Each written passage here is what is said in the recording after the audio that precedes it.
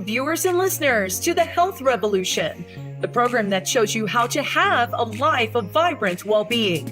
In a world full of noisy health trends, we bring you clarity. In a sea of fads, we reveal the science-backed strategies that truly work. We explore physical strength, emotional resilience, and mental mastery. These are the keys to an enriched life. Join us for inspiring interviews with champions who conquered life's health challenges, fueling your journey. Are you ready to unlock your potential?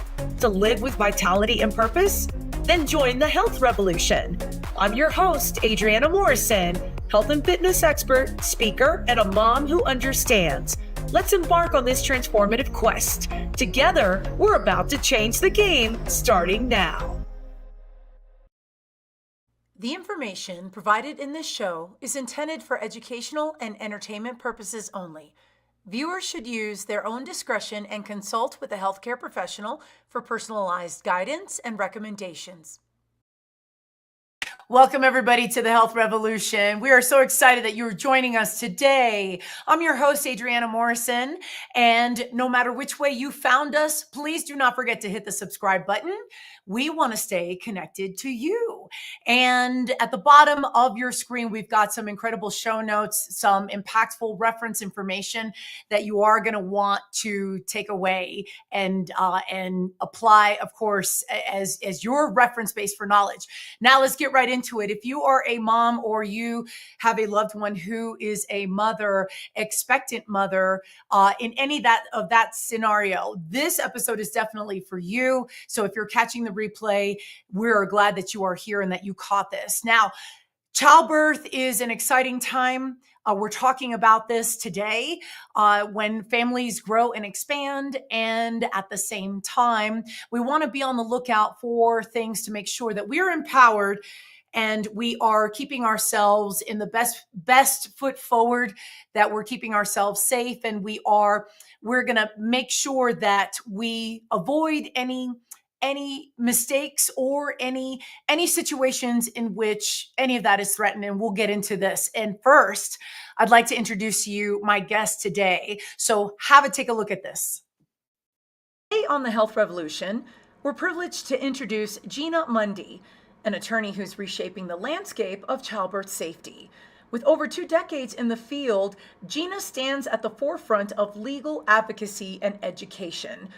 Gina's journey began in the courtroom, but her passion for proactive change led her beyond. She authored the book, A Parent's Guide to a Safer Childbirth, arming parents with the knowledge to navigate labor and delivery with confidence, aiming for the healthiest outcomes for mother and baby. But Gina's work doesn't stop at prevention. She's a beacon of hope and empowerment, guiding families through the understanding of their rights and the intricacies of childbirth safety. Her dedication to this cause has transformed the way we view and approach one of life's most critical moments. Gina Mundy's mission is clear: to ensure that every family experiences a safe and informed and joyful childbirth. Gina Mundy, welcome to the show. So glad that you are here. How are you? I'm doing great. Look, I love that introduction. You guys killed it, and I appreciate it. Well, we appreciate having authority figures who are experts in their field, and I want to get right into it. Now, you've been an attorney for over 2 decades. Talk a little bit about how your practice, how your journey, your professional journey led to where you represent today. Oh, okay. I wish I had a better story, but basically, I started my career as a childbirth attorney in February 2003. Basically, I had graduated law school and I needed a first job. And I wish it was something better than that. But so I stumbled on this profession, being a childbirth attorney. And I was hired into my firm, and there was over 20 of us that were basically just doing these childbirth cases. And just so your audience understands what that is, a childbirth case involves the birth of a baby when something goes wrong, whether it's a complication or it's a mistake or whatnot. And baby's not born healthy. In some cases, babies may pass away during childbirth. And in some really sad cases, mom may pass away during childbirth.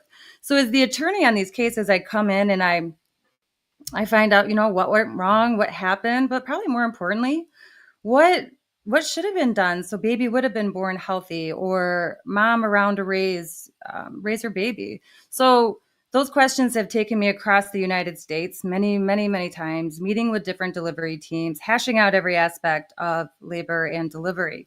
But it was interesting because this is not something that they teach you about in law school or college or whatnot. But I had just gotten married, having a baby was on my radar, and I wanted to make sure what I was seeing in these cases didn't happen during the birth of my kids. So you're a mom and you're a mom of three. What has your role in motherhood, in what ways has being a mom lend itself to where you are today as a childbirth attorney? I'll tell you, it was a hard journey. I mean, this is not an easy job. I'm not a doctor that gets to see the good and the bad. I only see the bad. And when it's with babies, it's very difficult, especially when I was pregnant with my kids. I did always stick with it, but I just want to throw it out there. It was hard. I write in the book, basically I couldn't even handle labor. I was just elective C-sections for the last two. The first two, I did go into labor, but they sectioned me pretty quick because I couldn't relax. But through the first 19 years, it was hard. And my kids got older. My oldest is 19, my middle is 15, and my son is 9. But basically, I started to think about them, because how I would now obviously prepare my kids as a childbirth attorney, way different than a normal family would prepare for childbirth. And then that's really where the idea of kind of writing this book started, because what if I'm not around for the birth of my grandkids? What if I'm 1,100 miles away, or I can't be there or whatnot? So yeah, being a mom has played a huge role. It's probably 100% why I'm sitting here today talking to you, because it did start with this information to help my kids, which then grew to, wait a minute, I can help families all over the world. How did the discussions in the beginning, how did this come to, or let me back up, the type of trends that you saw in the beginning versus now, the levels of concern that the health of the baby, the health of mom, and then just the overall environment in which you want for things to be optimal. What was it like when you first started off as in this area of expertise, and then where are you seeing trends go with the levels of concerns that are there? Is this something that we need to be more aware of? Are there trends that come by surprise? What are your thoughts on all of that? Oh, yeah, there are trends. There's reoccurring issues. There's reoccurring facts in my case. They've been reoccurring since I got my first case in February 2003. It was one of the reasons I started to write all of this down, is because they keep occurring. They've been occurring since 2003. I don't see too much changing on that. So again, I'm writing to the families now, like, hey, this is what you can do to have a healthy baby based upon all of these trends and whatnot. I don't know if you want to get into that now, or we're going to wait to the next segment on like the number one trend. But basically, it's the number one fact or issue in a legal baby case is something called Pitocin. It's a drug that's used to induce mom's labor, and those are becoming elective inductions at 39 weeks are becoming very popular. And those are really when the complications and mistakes occur in my cases. And is it something I will tell you, and I'll follow your lead because I'm very fascinated with how, just all that you bring to the table. I remember with my first, I've had 4 kids. My first, I had Pitocin, and I was given Pitocin. Right, I was laboring really fast, and so there was a level of urgency, and I felt, for me, decisions were a little more rushed in my particular case. But it was almost like matter of fact discussion at the time. Like, oh, well, this is going to happen if you're not inducing that, or if you're not laboring, we'll go ahead and we'll have this next step. What is it about Pitocin that maybe that is concerning, that maybe the general public isn't as aware of? What are some things that we have to be on the lookout for with that? Oh, no, that's a great question. Here's the deal. So, as a childbirth attorney, watching this drug since and knowing and learning about this drug, researching this drug, traveling the country, talking to delivery teams about this drug. As a childbirth attorney, not a fan of the drug. However, that's just me. And that may be a great option for you. And that's something you may want to know. But when I would travel the country and I would say to the doctors, I'm like, I don't like Pitocin. They're like, Gina, Pitocin's fine. So universally, if I said to a doctor, I don't like it, they're like, chill out. It's fine. So here's where they agree. Pitocin is safe in labor. Here's where they don't agree. And this is what happens in my cases. Big, huge disagreements in my cases. Literally since February 2003, they do not agree on how to administer the Pitocin. So in your case, it sounds like they were like, bam, bam, bam, bam. No. So I wrote an entire chapter on how to have a safe Pitocin induction based upon what I have seen. Basically, I'm a slow and steady, hit your sweet spot kind of chick. And so listen, some doctors may read my chapter and be like, okay, that's what I do. Perfect. I hope your doctor says that. And again, patients, very important to have this discussion with your doctor during pregnancy, not in labor. You should have been talking to your doctor about that before you were at the hospital. But other doctors who may be more aggressive in their approach may not like my chapter. But here's the deal. Pitocin's a very individualized drug. Nobody knows how your body is going to respond to it. So give it some time to respond. Again, hit the sweet spot, get to that steady state, because if you go too fast, you increase it too fast, guess who you're going to stress out? Baby. Contractions are not only hard on mom, they are hard on baby. So keep that in mind. You, mom, may get some relief with an epidural. Baby doesn't get relief. So if in Pitocin's artificial contractions, they are not natural. So baby can only handle so much. While baby is made to handle contractions, they can only handle so much. And in the case or in the situation specifically with a woman who's had a C-section, for example, and then the idea of Pitocin afterwards. Now, it's my understanding, and I'm going to speak very limited from where my standpoint is, and the risks climb after a C-section. Would you say that that's the case? So are you talking about a VBAC, which would be then a vaginal birth after C-section? Okay. Yes, absolutely. So go ahead. Pitocin and VBAC. Okay, now I'm really not a fan. Okay. But again, if you want to try vaginal delivery, I cannot emphasize enough how slow and steady is so important if you're going to do a VBAC. And just so your audience understands, when I'm yelling VBAC, vaginal birth after C-section, you have a C-section. So they go in and they make their own door to get baby out. They cut your uterus, they pull baby out. They sew up this incision in your uterus.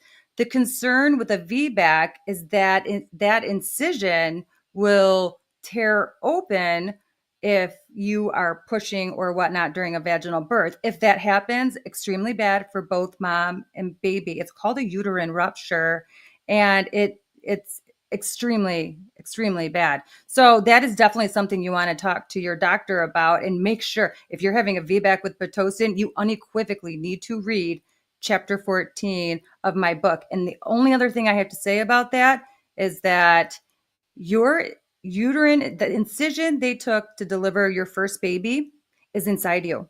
Nobody can assess how that healed, okay? Because it's inside you. So don't let the doctor tell you, hey, VBAC is a safe option. Read chapter 6 of my book. If you think that, if your doctor is telling you that, so you have things to consider, they do not know how you healed after that C-section. So while the incidence of uterine rupture may be low, you still have to think of those important consequences. They're life-threatening. This is good. This is good information.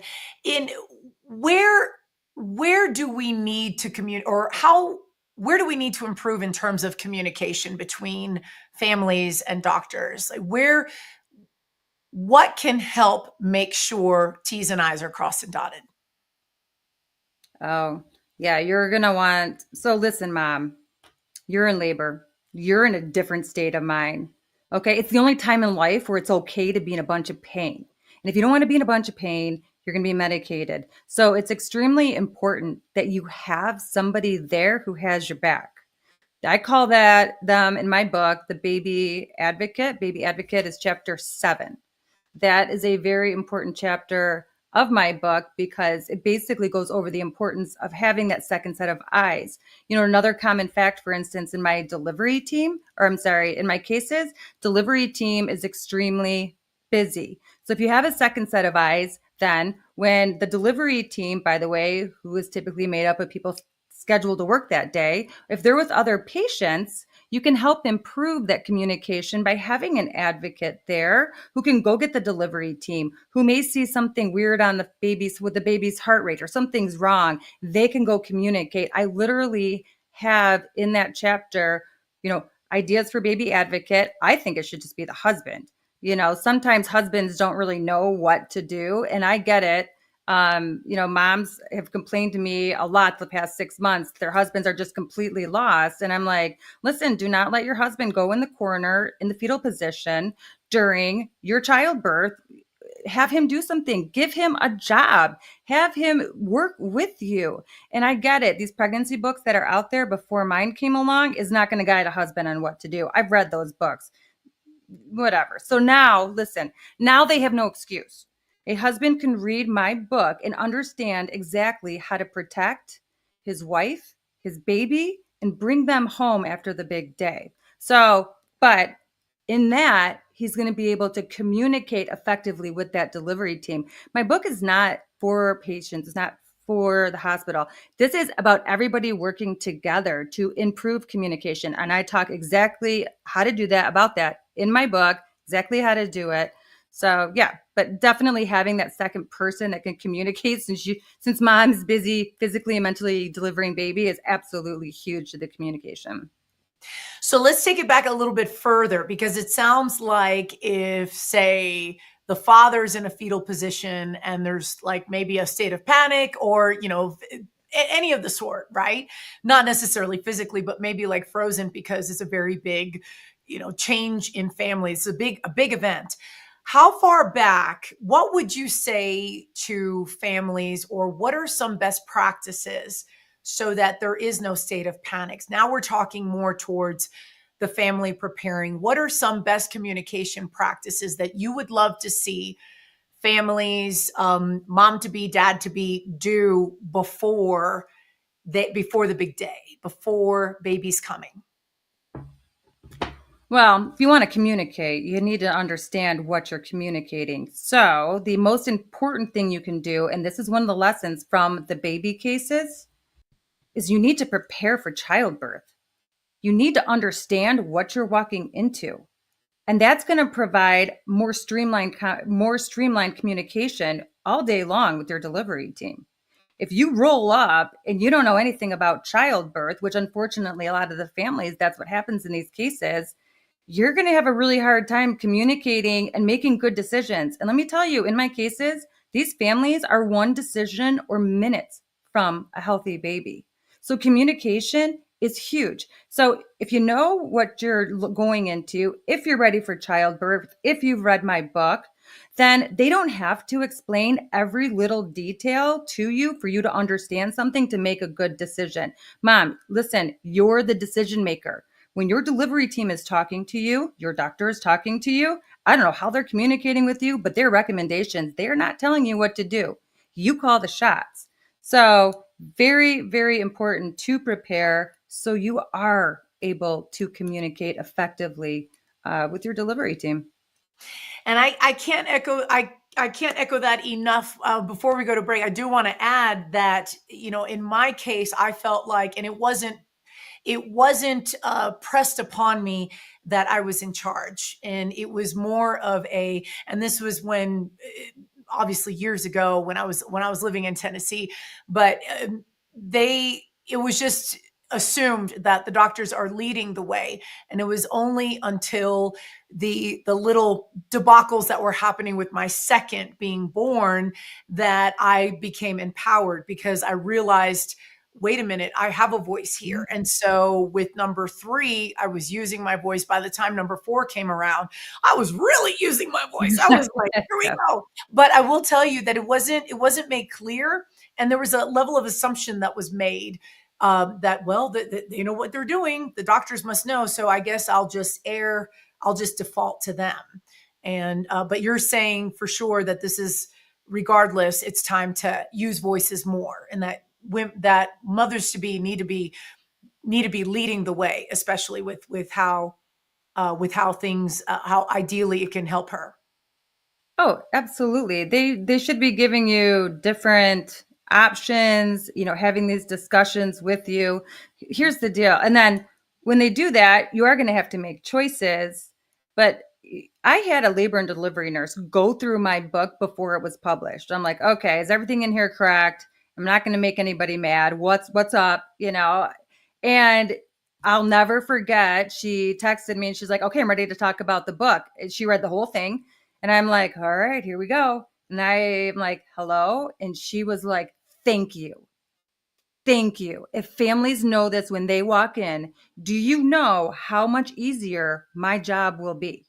She's like, this is beautiful. So no, even the healthcare provider. I was on a show this morning with an OBGYN. It was her podcast, OBGYN. She delivers babies.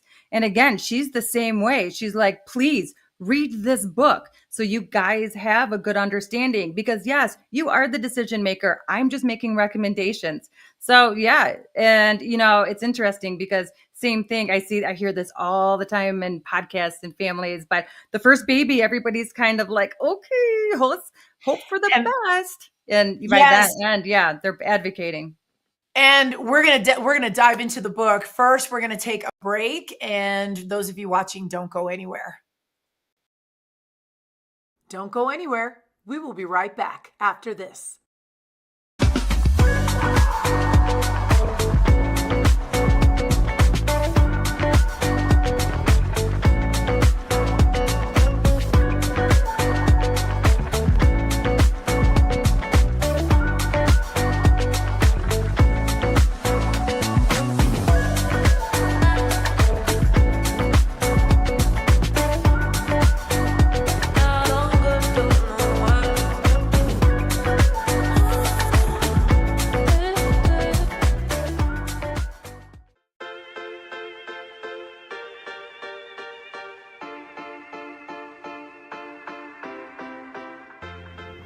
Today, I want to share some energy boosting tips, specifically for women over the age of 40. Now, life can get busy, and sometimes it can feel like our energy levels are constantly on empty. But fear not, because I've got some simple and effective strategies to help us recharge and revitalize our energy. Number 1, increase your magnesium intake. Magnesium is needed for more than 300 biochemical reactions in the body, and that includes breaking down glucose into energy. The recommended daily intake of magnesium is roughly 300 milligrams for women and 350 milligrams for men. To make sure you're getting enough magnesium, you can add a handful of nuts to your daily food intake, you can eat more whole grains, and you can even consume fish. Number 2, get some walking underway. Even if you increase your physical activity, particularly walking, that's going to boost your energy levels. You can take a 10-minute walk, which would not only increase your energy, but the effects can last up to 2 hours. Number 3, take a power nap. A 60-minute power nap, according to research studies, not only reverses the effects of information overload, but it can help us to retain what we are learning. Number 4, do not skip breakfast, and make sure that you have adequate amount of protein with that breakfast. Number 5, start implementing stress reduction techniques to deal with anger. Stress and anxiety often go hand in hand, and anxiety uses up a lot of energy. Find a way to decompress and to step away from stressful situations, even for a brief period of time. Now, these are just a few examples of what you can do to boost energy moods. For chronic situations, make sure that you talk to your doctor or healthcare provider for additional information and support. And this is your Fit Bite for today.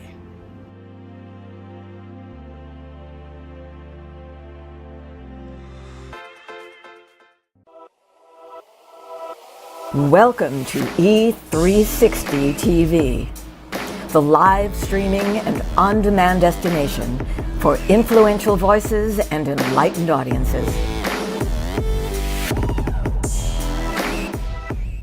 We offer trending, grassroots, and purpose-driven content across a diverse range of interests.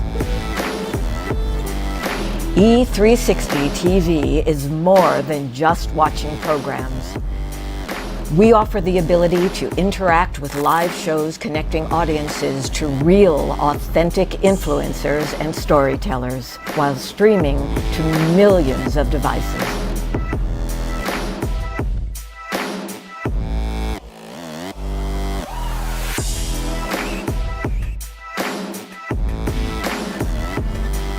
Real experiences. Raw conversations. One destination for it all. E360 TV. Welcome back to the Health Revolution. Welcome back to the Health Revolution. My guest today, Gina Mundy, childbirth attorney and author of this incredible book, A Parent's Guide to a Safer Childbirth. And for those of you who are tuning in live, if you have any questions, please do not forget, you can always add that you can ask away if you have the feature on the streaming channel in which you are tuning into.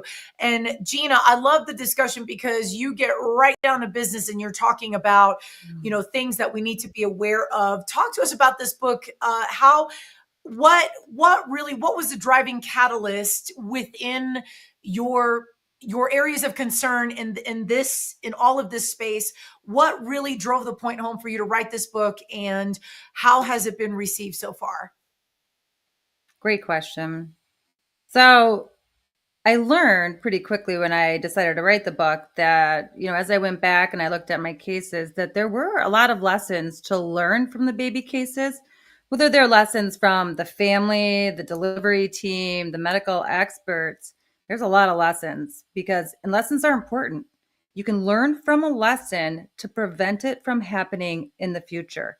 So chapter 1, this is how my book is structured, is very important. Chapter 1 contains all of the lessons from the baby cases. And let's see if we're going to see if we can pull up the slide here so that our viewers can see. But chapter 1, obviously, you're going right into it and talking about the cases. Yeah, so the lessons, I would say more of the lessons. There are some, I think, a reference to a case or, some testimony from a doctor or whatnot. But they're the lessons. They're important. So it's so important that I actually keep that chapter on my website, which will be on the show notes. I keep it there. It's downloadable. Everybody can download it, free, share it with every pregnant person. Very important chapter. Then each lesson in that chapter, so the first lesson, then I elaborate in chapter 2. So then each lesson is a subsequent chapter, which then elaborates on the lesson and then how to make sure that you have, a safe childbirth and that you help, to prevent these mistakes. Is there a particular case that maybe you can share takeaways from that maybe had a greater impact on you, that was maybe a turning point or a turning of the page as to best practices and things to be on the lookout for? I'll tell you, they've all been hard cases. When you have the death of a baby or baby passing, and I feel like the older my kids get, it's difficult. Every case has had a huge impact on my life, and it had a huge impact in this book in creating something, again, that, I took from every case.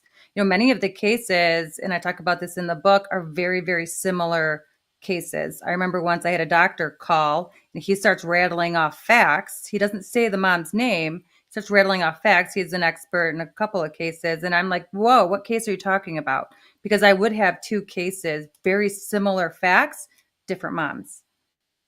So here, I want to pull up, if we can, you said something here in chapter 4 Obviously for viewers, I have a copy of the book in my hand.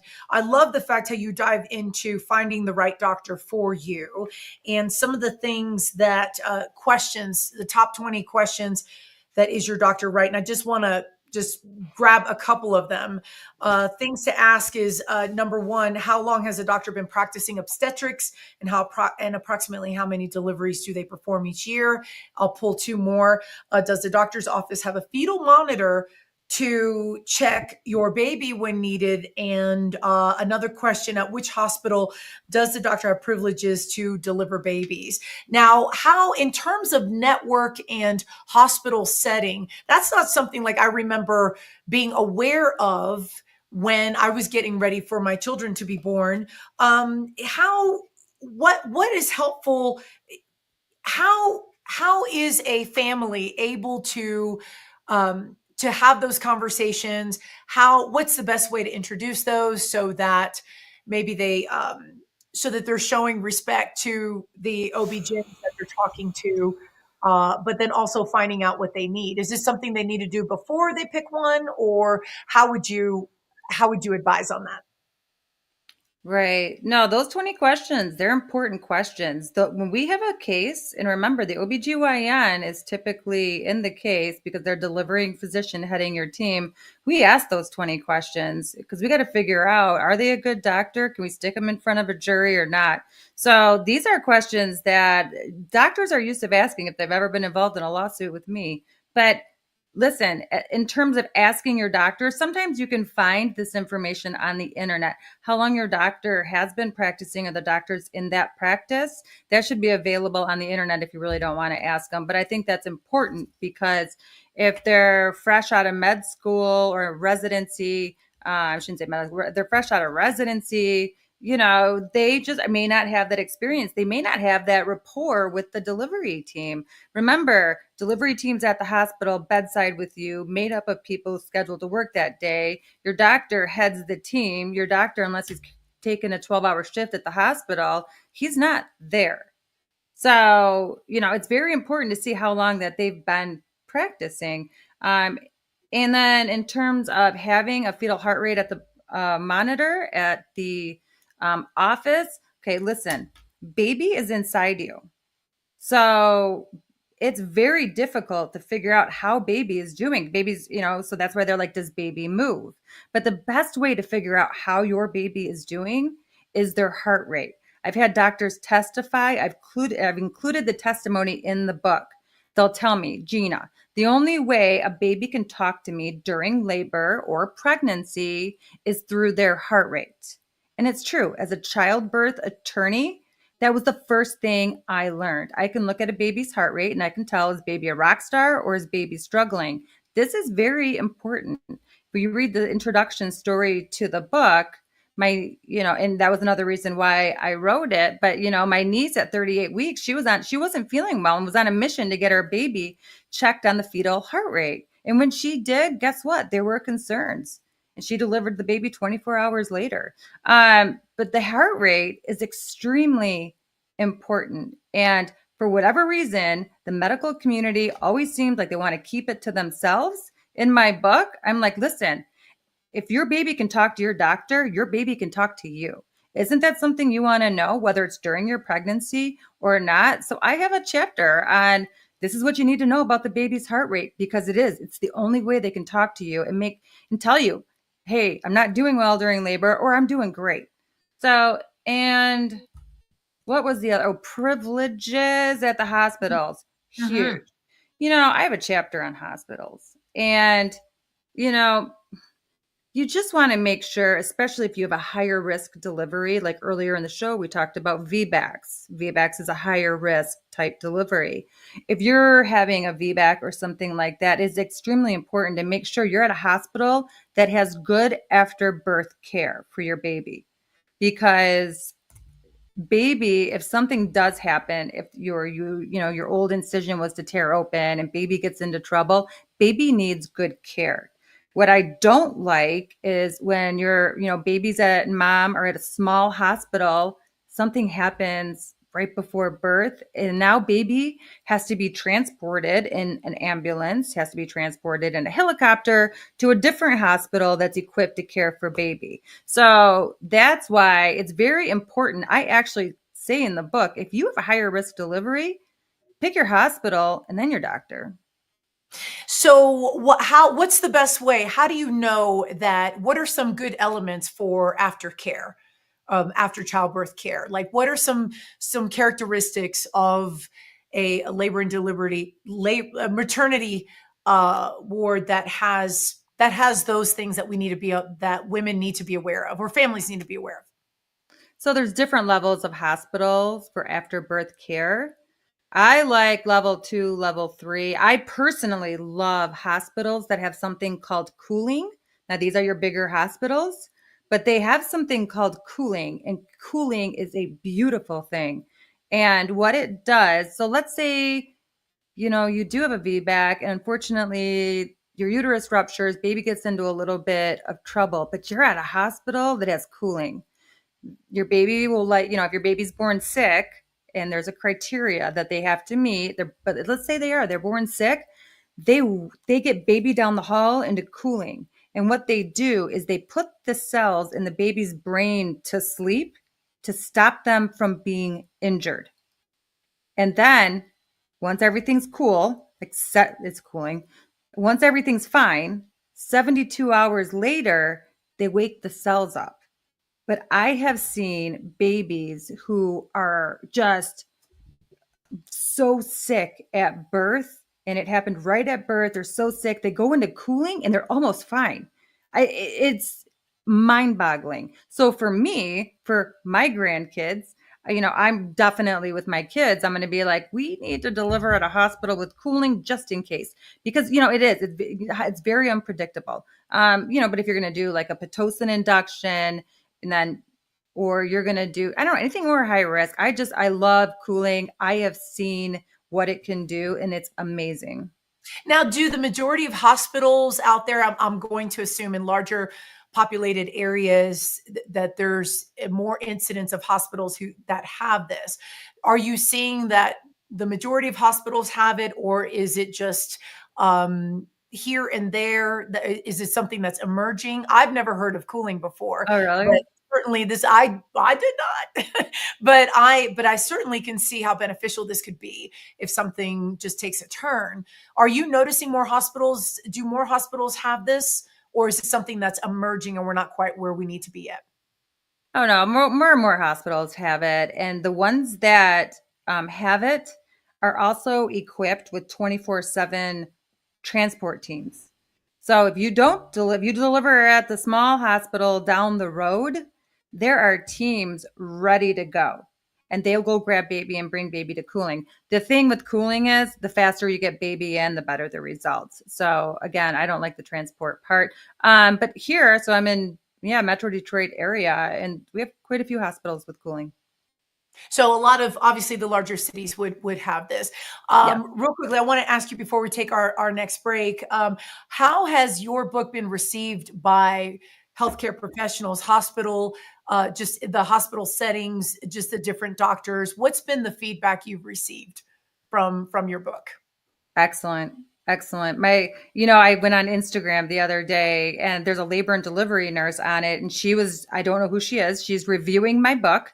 And she's like, this is awesome. Not only for patients, she tells all of her colleagues about it. So, I commented like, well, that was really nice. Thank you.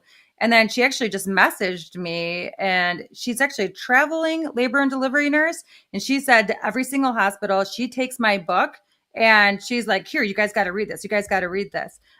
She loves it. And then I've been on a lot of OBGYN podcasts. They love it. The one this morning was like, please, everybody, read this book. Please understand this book. We had the best discussion ever, because all she wants those safe deliveries. She wants those healthy babies. She doesn't want the bad outcomes. So, and again, my book isn't like, I know in my cases, it's one side or the other, but in the book, it's everybody, let's work together to have a healthy baby. Because my book's not about what can go wrong, but making sure it goes right. We will take a break.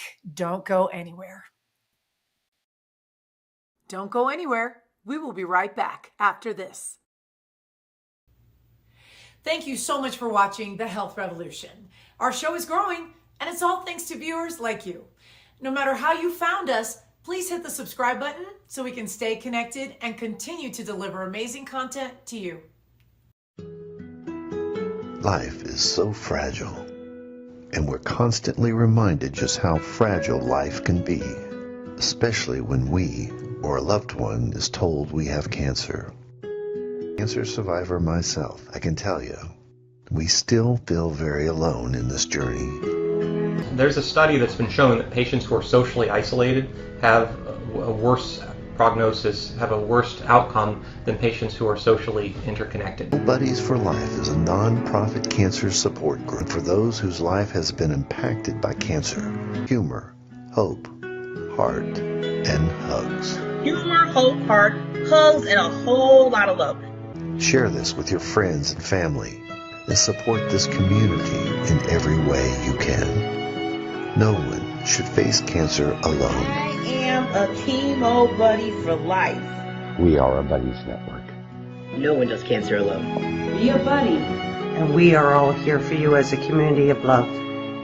We are chemo buddies for life. And if you've heard 3 words, you have cancer, for yourself or someone else, you belong with us at Chemo Buddies for Life. Healing through connections.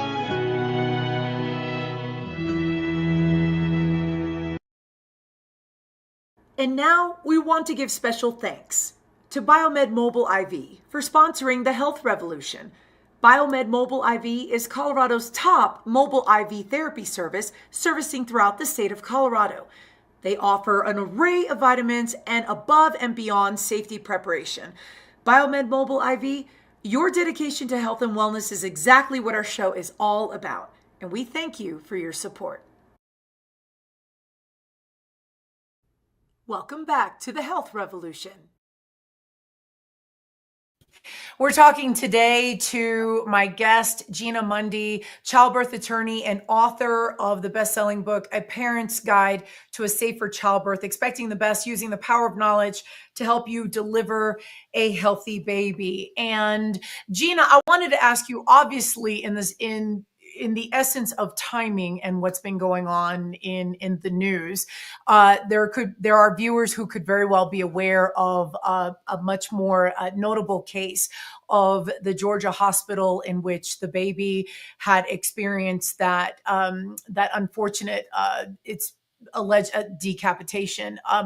Can you share perhaps takeaways from that? I know this was something that is happening in real time as of our broadcast. What can you share with us, lessons to be learned or takeaway points from such an unfortunate situation, to say the very least? Oh, I wish I could give you some talking points about that. So I'm in Michigan and I don't really follow the news. So I don't know what case you're talking about, but I am very far removed from the news and whatnot. I apologize. Oh, no, you're fine. Cause I know you're an incredibly busy attorney. And in the case, it was a case in Georgia in which there was the baby had passed away, and it was determined after the autopsy that a decapitation had occurred. And so the family there's a legal battle going on because of that. And so as I bring this up, and just general takeaways of what could in your expertise, the things that the elements that are likely part of the timeline for concerns, what are some things that would help the communication process to avoid such a horrific tragedy, say, to avoid in the future? What are some things to be aware of that could be a part of just a situation to avoid? Well, I'm not really sure what happened, But, I would really hope that the hospital would step up, the doctors would step up, and hopefully give that family closure with whatever did happen. I'll tell you, the hardest part of my job sometimes is the attorney for the hospital, for the doctors, for the delivery team, is that, I can't really give a family closure, and it's really hard.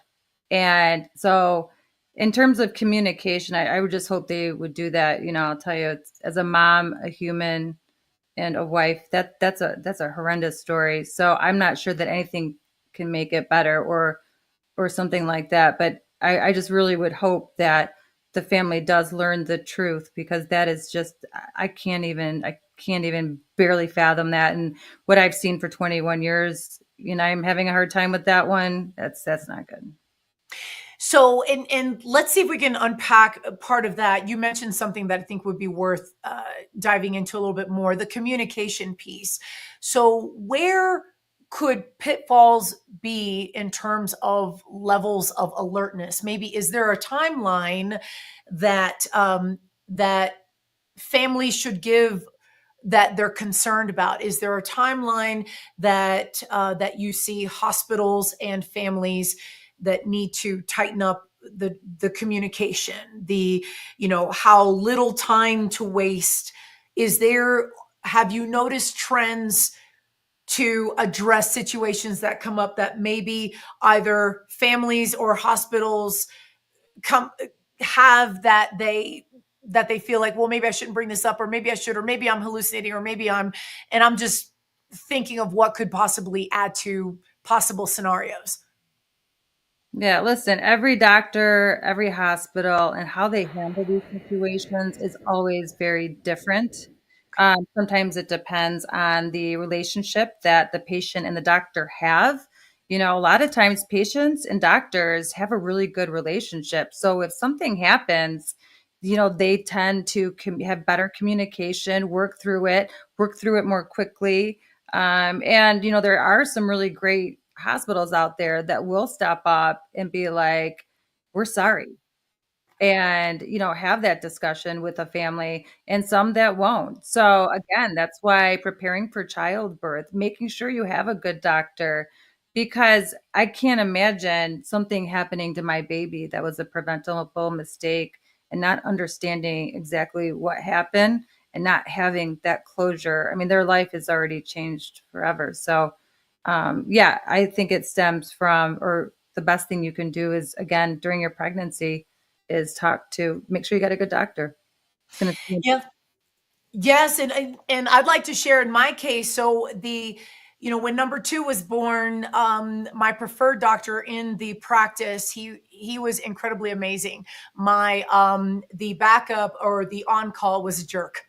And I'll be honest, and I let it be known, he was, because I remember, and without like getting too specific, I remember sharing my needs. And I think that he was more irritated with how tired he was. But I remember the first moment I had to use my voice, and I was a little scared because I felt like I was helpless. I had just had my daughter. And so I was tired and I didn't feel very strong. But the very first time I used my voice was to tell my preferred doctor, I said, your partner sucks. I don't like him. I said, he's not listening to me. He's not doing all the things that, now I got a diplomatic answer out of that, because this was the response I got that was his colleague. So he had to play Switzerland in the whole mix. But that was probably the turning point for me of how important it was for me to use my voice. And then going forward, I had leaned on that. Before we go to a quick break, you mentioned here on when do I need a labor and delivery plan, chapter 6. And I just want to entice our viewers to have a listen. And labor and delivery plan is more than just a plan. What did you mean by that? It's more than just a plan. Right. So I'm a childbirth attorney. So my spin on a labor and delivery plan is much different. It's the act of preparing the plan to get ready for the big day. That's what prepares you for childbirth. Like anything, you go on vacation, you have a plan. You have so many plans in life. But with labor and delivery, it's actually preparing it by reading books like mine. listening to shows like yours or other podcasts or whatnot. So yeah, it's mainly getting ready. If you want to give it to your delivery team at the end of the day, great. That'll streamline some communication. But also, my plan is not about what kind of music do you want, do essential oils or anything like that. These are the hardcore decisions that you need to make and talk to your doctor about beforehand. So I tell you exactly what you need to consider, talk to your doctor about, so you're ready. You're ready to make those big decisions. We're going to take a quick commercial break. We will be right back. Don't go anywhere. We will be right back after this. Greetings, I'm Angel Marie Monticelli, host of Energize You TV, every Thursday at 11 a.m. Pacific Time. Go to Fresh Takes right here on E360 and get Reiki-fied and energized today.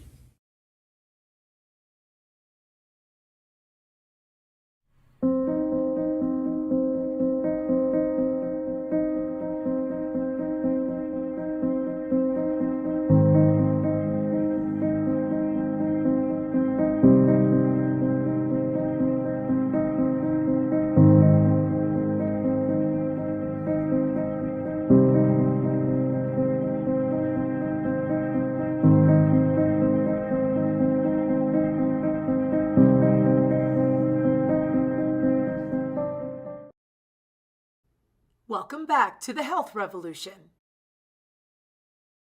Welcome back, everybody. My guest today, Gina Mundy. She is childbirth attorney and author of this incredible book I have in my hands, A Parent's Guide to a Safer Childbirth, Expecting the Best, Using the Power of Knowledge to Help You Deliver a Healthy Baby. And I must say, Gina, I really wish I had this when my first was born, also 19 years of age.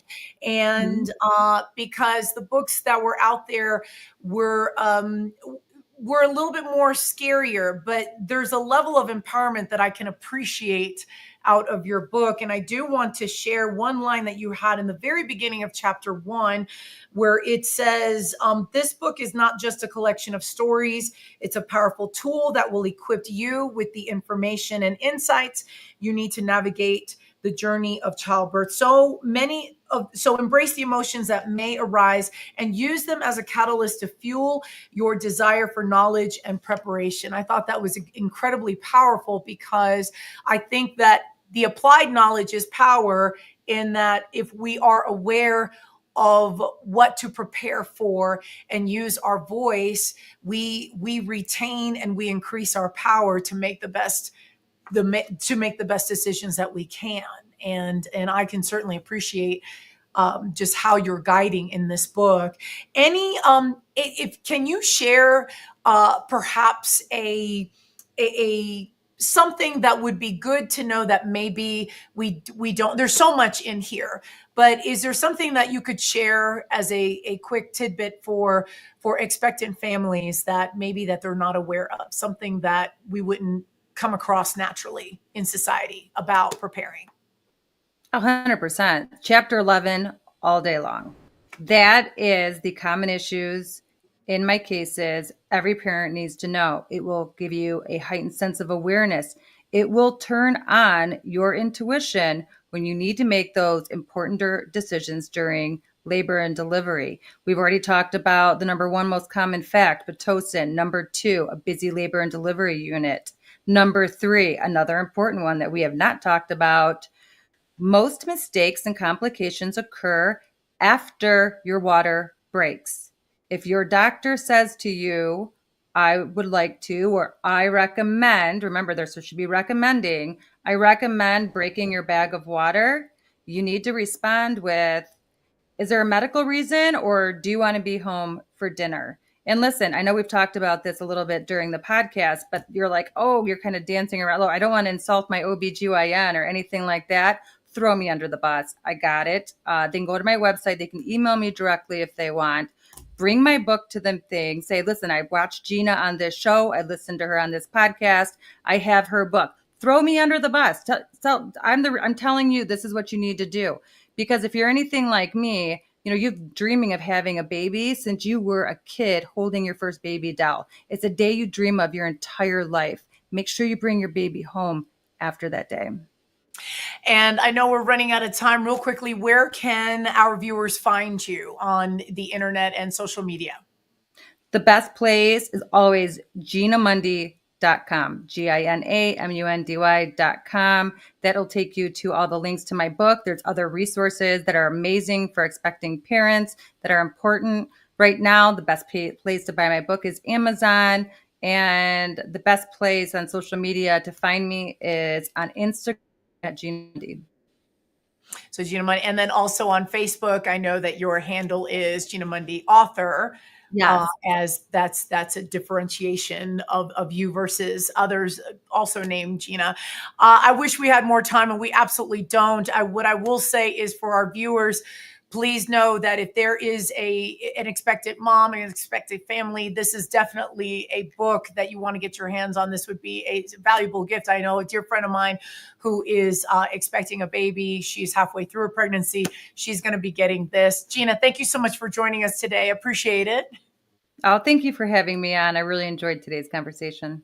Yes, and for all of our viewers, please do not forget that our website is thehealthrevolutiontv.com. You can subscribe to our newsletter. You can also email us and let us know of any show topics that you're interested in that you'd love for us to cover, because we will definitely deliver that for you. And for those of you who have your phones out, our quick QR code is going to be up in the left-hand corner of your screen. Feel free to get a little snapshot of that.